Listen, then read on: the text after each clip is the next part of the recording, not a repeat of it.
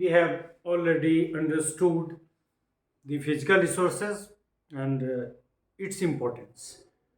Now we shall learn managing physical resources. For the smooth functioning of the institution, all aspects of management like planning and management of physical facilities, manpower and finances have to be considered.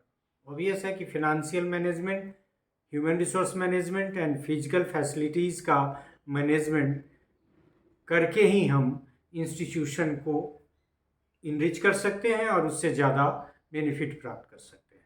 After the early 20th century, educators started to pay attention towards the relationship between learning and instructional spaces within a building. और हमने introductory part में भी कहा कि अब इस पे भी लोग काम कर रहे हैं. पेडागोजी कल रोल भी इंस्टीट्यूशन की बिल्डिंग का है, ऐसा लोगों का मानना है. तो ऐसे कंडीशन में 20th century के बाद टीचर एजुकेशन के एरिया में एजुकेटर्स ने इस पे भी काम करना शुरू किया कि there is relationship between learning and instructional spaces within a building. और इसीलिए अब ये भी सजेशन है कि बिल्डिंग किस तरह का बनाया जाना चाहिए, उसकी प्लानिंग की बात है. Studies have revealed that there is relationship between the teaching spaces and the quality of instruction provided. यदि बहुत सारा आप इस पे देखेंगे, सर्च करेंगे तो आपको कुछ नाम तो फिजिकल रिसोर्सेज में एक दो हम आगे करेंगे भी दूसरे वाले पार्ट में. इस पार्ट से नहीं, दूसरा लेक्चर का जो बिगर पार्ट का छोटा छोटा पार्ट है उसमें किसी दिन. लेकिन ये वर्ल्ड वाइड आप देखेंगे कि बहुत सारे रिसर्चर इस एरिया में भी काम कर रहे हैं और उनका यह मानना है, उनकी ये फाइंडिंग आई है कि रिसर्च स्पेस का टीचिंग स्पेस का क्वालिटी ऑफ इंस्ट्रक्शन से सीधा रिलेशन है. तो this is the reason there is now planning for educational facilities. और इसीलिए फोकस किया जा रहा है. क्वालिटी को इम्प्रूव करना है तो फैसिलिटी को इम्प्रूव करना ही करना होगा. It is inevitable. So increasing number of students is posing tremendous demand for physical resources. और ये हमने शुरू में कहा कि उसके बहुत सारे उपाय हैं और उसी के लिए टेक्नोलॉजी वगैरह का भी ज़्यादा इस्तेमाल होता है. उसी के फलस्वरूप नॉन फॉर्मल एजुकेशन का भी एडवेंट हुआ and like that.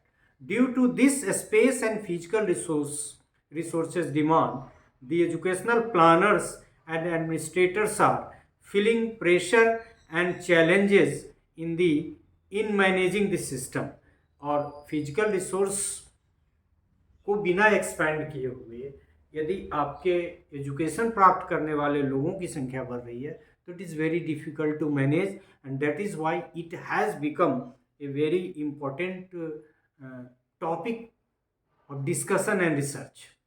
Physical infrastructure in the context of education implies the teaching learning space and equipments necessary for effective teaching learning process. मतलब यदि हम फिजिकल इंफ्रास्ट्रक्चर को कैटेगोरिकली डिफाइन करें तो इसमें टीचिंग लर्निंग का जो स्पेस है उसके अतिरिक्त जो इक्विपमेंट्स हैं, और इक्विपमेंट्स आईसीटी के आ जाने से डिफरेंट तरह के एपरेटस के एडवेंट की वजह से इट हैज़ बिकम, और बहुत सारा जैसे मान लीजिए एक माइक्रो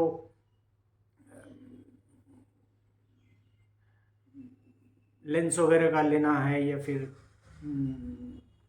बहुत एपरेटस है फिजिकल साइंस का या केमिस्ट्री का या बायोलॉजी का, तो वो सारे एपरेटस भी काफ़ी महंगे हैं. अब तो मैथमेटिक्स में भी बहुत सारे apparatus. So physical resources includes classroom, libraries, laboratories, furniture, social space etcetera. Social space का मतलब जैसे स्टूडेंट की गैदरिंग वगैरह के लिए या कॉमन रूम का वगैरह का जो कंसेप्ट हो गया. तो फिजिकल रिसोर्सेज के मैनेजमेंट में इन सारी चीज़ों का मैनेजमेंट जरूरी है. दिस ऑल्सो इंक्लूड्स, इतने की जो चर्चा की हम लोगों ने, इसमें classroom, library, laboratory, furniture, social space, इसके अतिरिक्त includes IT networks and other support needs like special provision for disabled learners etcetera. और उनके लिए अलग व्यवस्था की तो बात है ही. और ख़ास के जब अब हम लोग ऑनलाइन लर्निंग का कंसेप्ट कर रहे हैं कि बात कर रहे हैं ई लर्निंग के कंसेप्ट की बात कर रहे हैं, वो ई लाइब्रेरी का कंसेप्ट डेवलप हो गया है, तो ऑब्वियस है कि फिजिकल रिसोर्सेज का जो दायरा है वो काफ़ी बढ़ गया है. What is more important is to understand the physical resources required for the functioning of an institution and its management.